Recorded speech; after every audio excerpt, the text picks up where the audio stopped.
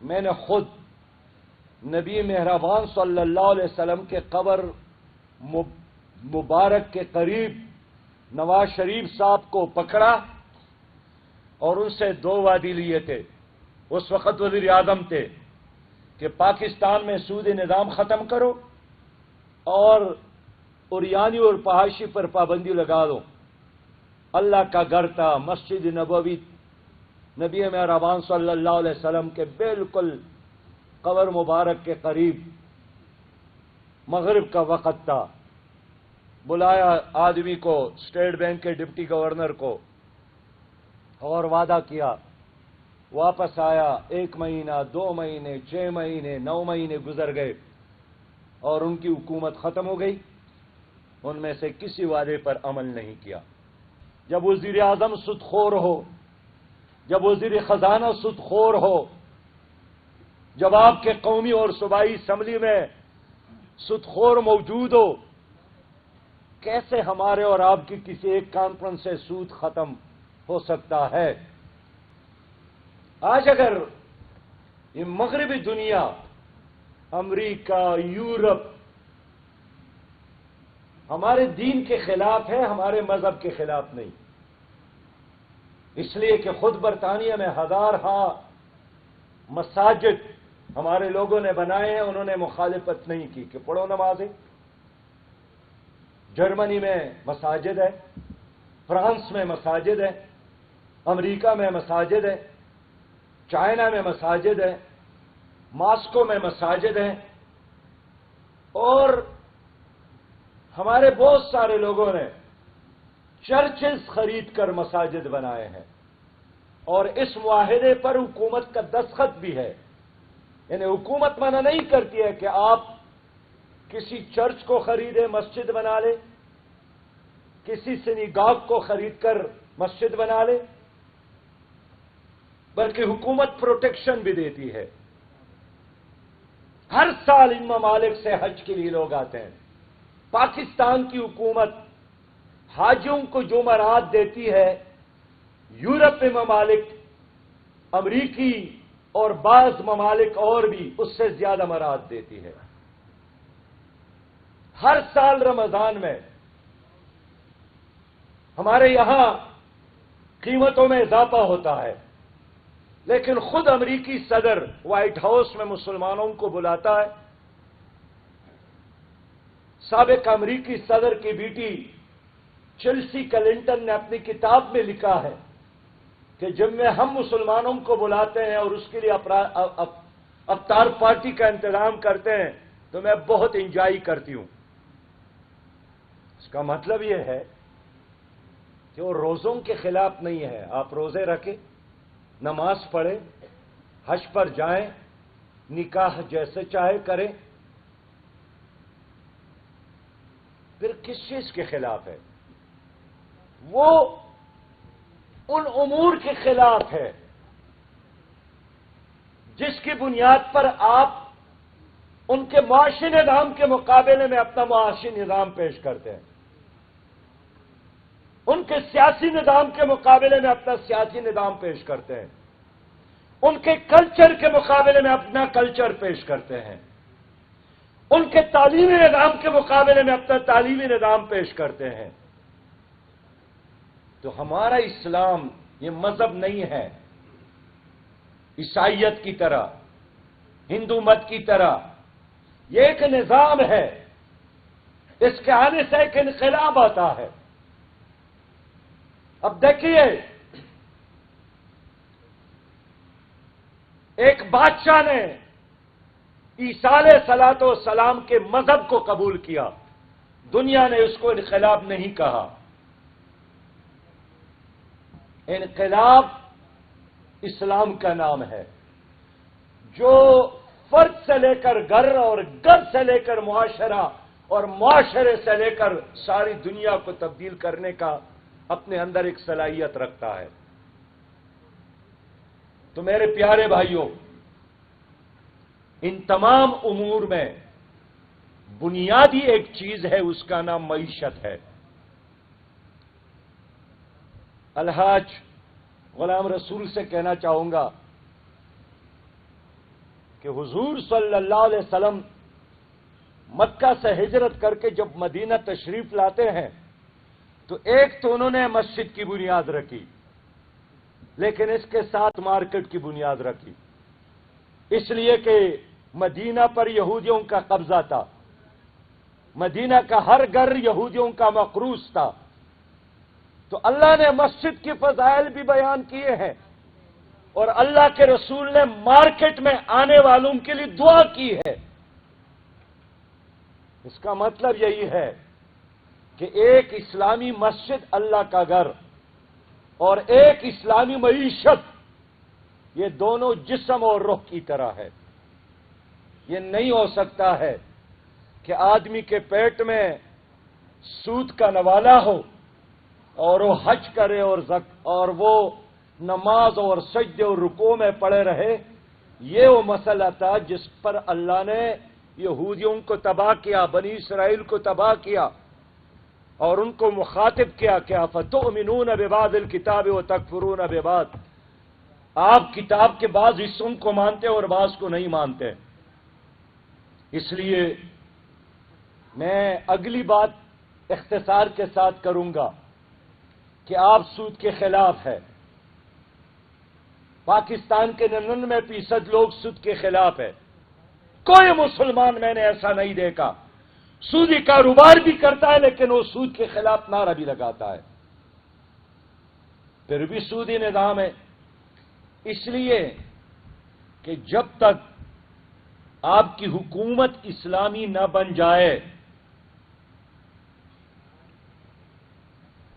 آپ کے ملک میں سودی نظام ختم نہیں ہو سکتا۔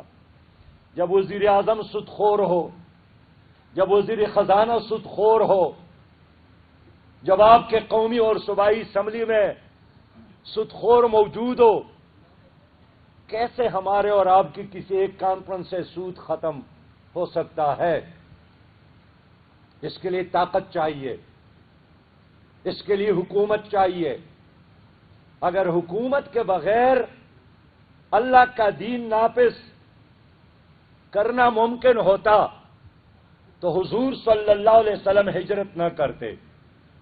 مکہ مکرمہ کو اس لیے چھوڑا کہ وہ حکومت کے لیے جگہ فیزیبل نہیں تھی۔ گیلانی صاحب سن رہے ہیں کہ نہیں سن رہے میری بات کو؟ یہ 300 سال انگریز نے یہی سبق پڑھایا ہے کہ آپ مسجد کے کونے میں بیٹھ کر اللہ اللہ کرے، لیکن حکومت ہماری ہوگی، اور اگر ہم چلے بھی جائیں پھر ہمارے ایجنٹوں کی ہوگی، پھر ہمارے غلاموں کی ہوگی۔ تو 75 سالوں سے گورا انگریز تو نہیں ہے، لیکن ان کا شاگرد موجود ہے قومی اسمبلی میں۔ کبھی اس کا نام پیپل پارٹی ہو، کبھی اس کا نام مسلم لیگ ہو، کبھی اس کا نام ایوب خان کی صورت میں، کبھی پرویز مشرف اور ضیاء الحق کی صورت میں، کبھی پی ٹی آئی کی صورت میں، جو بھی وزیر خزانہ ہو اس کا نام ڈار رکھے، اس کا نام شوکت ترین رکھے، اس کا نام اسد عمر رکھے، اس کا نام حماد رکھے، اس کا نام حفیظ شیخ رکھے، یہ سب کے سب IMF کے غلام اور ان کے در پر سجدہ کرنے والے لوگ ہیں۔ ان کے نام مختلف، ان کے پارٹیاں مختلف، ان کے جھنڈے مختلف، لیکن ان کا کام ایک ہے کہ ہم ورلڈ بینک اور IMF کے غلامی کے بغیر نہیں جیت سکتے۔ لیکن میں دلیل کی بنیاد پہ بات کرنا چاہتا ہوں، جذبات کی بنیاد پر نہیں۔ میں خود 2 بار فائنانس منسٹر رہا ہوں، میں خیبر پختونخوا کا وزیر خزانہ رہا ہوں۔ وزیر بننے کے بعد ہم نے خیبر پختونخوا میں ایک میرا بینک تھا، اس پر اسمبلی سے ایکٹ پاس کروا کے سود پر پابندی لگا لی۔ 24,000 لوگوں نے سود کھاتے چھوڑ کر 26,000 لوگوں نے اسلامی بینکاری میں پیسہ رکھنا شروع کیا۔ نتیجہ کیا نکلا؟ کچھ ہی عرصے میں خیبر پختونخوا ایک قرض فری صوبہ بن گیا۔ 1 روپیہ قرض میری صوبے پر نہیں تھا۔ آج وہی خیبر پختونخوا ہے، 1000 ارب سے زیادہ قرضہ ہے خیبر پختونخوا پر۔ اللہ کا وعدہ ہے کہ اگر آپ لوگوں نے میرے اوپر ایمان اور یقین کر لیا، وَلَوْ أَنَّ أَهْلَ الْقُرَىٰ آمَنُوا وَاتَّقَوْا، اور مجھ سے ڈر گئے، لَفَتَحْنَا عَلَيْهِمْ بَرَكَاتٍ مِّنَ السَّمَاءِ وَالْأَرْضِ، تو آسمانوں کے رحمت کے دروازے اور زمینوں کے برکت کے دروازے تمہارے لیے کھول دوں گا۔ میں جب بات کرتا ہوں کہ ہم جذباتی لوگ نہیں ہیں، ہم دلیل کی بنیاد پر بات کرتے ہیں۔ آج بہت ساری یورپی ممالک نے سودی نظام کو چھوڑا کہ یہ ظلم کا استحصال کا نظام ہے۔ خود جاپان میں شرعی سود صفر ہے، کئی ممالک میں شرعی سود صفر پہ آیا ہے اور مسلسل چھوڑ رہے ہیں۔ میں خود جرمنی گیا، جرمنی کی حکومت سے مذاکرات کیے، اور جرمنی بینک کے صدر ترگت اوزول نے مجھے کہا کہ مسٹر حق، مستقبل اس نظام کا ہے جو مسلمانوں کے ساتھ ہے، ہماری اس روایتی بینکاری کا کوئی مستقبل نہیں ہے، مستقبل آپ کا ہے۔ یہ تو ہمارا عالمیہ ہے، وہ جو کہتے ہیں کہ جس نے سورج کے شعاعوں کو گرفتار کیا، زندگی کے شب تاریک کو سحر کر نہ سکے۔ آپ دنیا کی امامت کے لیے ہے، آپ دنیا کی قیادت کے لیے، آپ روشنی ہیں، آپ کے ساتھ قرآن ہے۔ قرآن ایک مکمل نظام ہے جس میں روح کی تسکین کا بھی اور پیٹ کے لیے رزق دونوں کا انتظام موجود ہے۔ لیکن کیا ہمارے ملک میں قرآن کا نظام ہے؟ کیا ہماری عدالتوں میں انگریز کا نظام ہے یا قرآن کا نظام ہے؟ بھئی اللہ کا حکم ہے، وَمَن لَّمْ يَحْكُم بِمَا أَنزَلَ اللَّهُ فَأُولَٰئِكَ هُمُ الْكَافِرُونَ، جو اللہ کے نازل کردہ کتاب پر فیصلے نہیں کرتے وہ کافر ہے۔ لیکن کیا ہمارے ملک میں فیصلے قرآن کے مطابق ہو رہے ہیں؟ یار اگر جواب تو دے رہے، قرآن کے مطابق فیصلے ہوتے نہیں ہوتے ہیں، قرآن کے مطابق معاشی نظام نہیں ہے۔ تو بابا 1400 سال قبل قرآن نے گواہی دی ہے کہ جس نے دین کو چھوڑا، وَمَنْ أَعْرَضَ عَنْ ذِكْرِي فَإِنَّ لَهُ مَعِيشَةً ضَنْكًا، تو ان کی معیشت تنگ ہو جائے گی۔ تو آج ہماری معیشت تنگ ہو گئی کہ نہیں ہو گئی ہے؟ بتایا گیا نا کہ 7,303 ارب ابھی آپ سود میں ادا کر رہے ہیں۔ کہاں سے ادا کریں گے؟ یہ آپ کا خون نچوڑیں گے، یہ آپ کے ہڈیوں کو چبائیں گے، اور آپ کے چمڑے سے یہ 7,303 ارب روپیہ اکٹھا کر کے یہ IMF کو واپس کرے گا۔ لیکن اب ہم مزید کیا کریں؟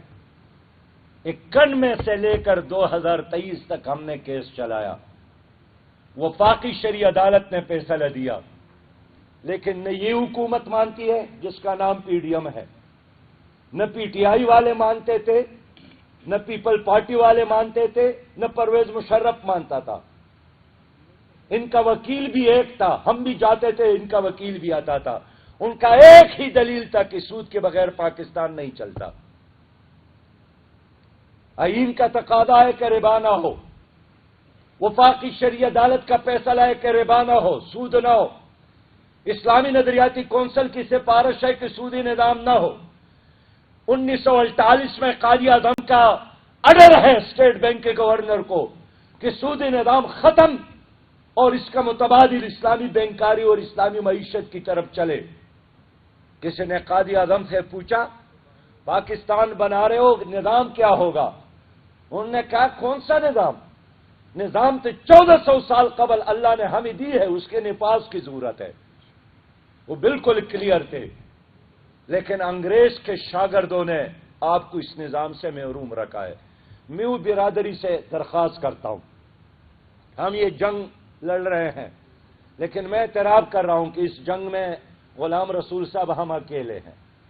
ہمیں آپ لوگوں کی تعاون کی ضرورت ہے، ہمیں آپ لوگوں کی سرپرستی کی ضرورت ہے، ہمیں آپ لوگوں کی ضرورت ہے کہ ہم مل کر اس نظام کو مجبور کر لے کہ سودی نظام کے حوالے سے آئین، اسلامی نظریاتی کونسل، وفاقی شرعی عدالت کے فیصلوں پر عمل کرے۔ اب وفاقی شرعی عدالت نے کہا ہے کہ 1 جون 2022 کو तमाम कवानीन से इंटरेस्ट का लफ्ज ही निकाले, लेकिन कौन अमल करे। मैंने खुद नबी मेहरबान सल्लल्लाहु अलैहि वसल्लम के कब्र मुबारक के करीब नवाज शरीफ साहब को पकड़ा और उनसे 2 वादी लिए थे। उस वक्त वजीर आजम थे कि पाकिस्तान में सूदी निज़ाम ख़त्म करो और उरियानी और फहाशी पर पाबंदी लगा दो। अल्लाह का घर था, मस्जिद नबवी नबी मेहरबान सल्लल्लाहु अलैहि वसल्लम के बिल्कुल कब्र मुबारक के करीब मगरिब का वक़्त था। बुलाया आदमी को, स्टेट बैंक के डिप्टी गवर्नर को, और वादा किया। वापस आया, 1 महीना, 2 महीने, 6 महीने, 9 महीने गुजर गए और उनकी हुकूमत खत्म हो गई। उनमें से किसी वादे पर अमल नहीं किया। इसलिए अब आखिरी बात यही है कि करना क्या है। वो बड़ी अच्छी बात की मेरे प्यारे भाई ने, आपका नाम क्या है, लियाकत अली साहब ने, कि हमें इनफरादी तौर पर भी जहां सूद की बदबू हो वहां से दूर रहना चाहिए, जहां सूद का धुआं हो उस तरफ नहीं जाना चाहिए, जहां सूदी कारोबारी हो उसके साथ दोस्ती नहीं करना चाहिए। लेकिन यह एक इनफरादी अमल है। अब नवाज शरीफ ने एक फैसला किया है कि जुमे की छुट्टी पर पाबंदी है। बाबा कोई मौलवी भी है, आलिम भी है, हाजी भी है, गाजी भी है, हम 24 करोड़ अवाम है। जब तक हुकूमत उस ऑर्डर को वापस न ले हम सब मजबूर है। जुमे की छुट्टी है, नहीं है, दफातर खोले, स्कूल खोले, कॉलेजेस खोले, हर चीज खोले। फैसलाबाद के लोग अब भी छुट्टी करते हैं, बाजार के लोग, मुल्तान के बारे में इल्म नहीं है, यहां जुमे को आप छुट्टी करते हैं, शाबाश देता हूं। लेकिन स्कूल तो खुले होते हैं, यूनिवर्सिटी तो खुली है, कारोबार तो चलता है। अब मैंने इस सेनेट में यही पूछा कि आप मुझे बताएं कि जुमे की छुट्टी पर पाबंदी लगाकर आप लोगों की मईशत बेहतर हो गई या तबाह हो गई? तबाह हो गई।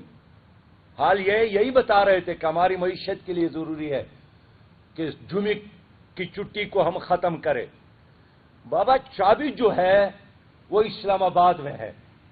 हुकूमत के बगैर आप इज्तिमाई मामलात में करोड़ बार भी चाहे कोई इनकलाब तब्दीली नहीं ला सकते। इसलिए अगर आप लोग यहां पर मौजूद है, म्यू कौम से अपील करने आया हूं, आपकी खिदमत में हाजिर हूं, इत्माम हुज्जत कर रहा हूं कि इस जंग को अगर आप जीतना चाहते हैं तो अपने अपने इलाकों से उन लोगों को कौमी असम्बलियों और सूबाई असम्बलियों में भेजे जो आपसे वादा करे कि मैं जाकर वहां सूद को खत्म करने के लिए बिल लाऊंगा, मैं सूद को खत्म करने के लिए वहां आवाज उठाऊंगा। जो लोग सूद के खात्मे के लिए जिहाद कर रहे हैं मैं उनका साथ दूंगा। लेकिन अगर आप सोचते हैं कि मैंने वोट यजीद को देना है और क़यामत में इमाम हुसैन रजी अल्लाह तआला अन्हु के सफ में मैंने खड़ा होना है, इज इट पॉसिबल? क्या ये मुमकिन है? ये मुमकिन नहीं है कि आप वोट डाकू को देते हैं और समझते हैं कि मैं तो शेख बगदादी के पास उसके साथ शाह अब्दुल कादिर गिलानी के साथ उसके सफ में खड़ा हूंगा। नहीं नहीं, ये नहीं हो सकता है। जिसको आपने वोट दिया उसने वहां जाकर सूद के खिलाफ बात की तो उसमें आप शामिल है सवाब में, उसने सूद के हक में बात की उस गुनाह में भी आप शामिल है। तो मेरे साथ आज वादा करें कि ये कॉन्फ्रेंस जो सलीम रहमान साहब की कोशिशों ने इतना खूबसूरत बनाया है और कराची से लोग भी उसमें आए हैं, लाहौर से भी आए हैं, हम और आप मिलकर पाकिस्तान से सूदी निज़ाम के खात्मे तक इस जद्दोजहद को हमने जारी रखना है। मैं एक बार फिर आप सब भाइयों को सलाम पेश करता हूँ, खिराज तहसीन पेश करता हूँ। और सच्ची बात यह है कि आज आप लोगों ने सूद कॉन्फ्रेंस का इनेकाद करके सूद के खात्मे के लिए जिहाद का ऐलान करके मेरा और मेरी जमात के कारकुनान का दिल जीत लिया है। आप जहां भी होंगे इंशाअल्लाह ताला हमारी मोहब्बतें आपके लिए वाजिब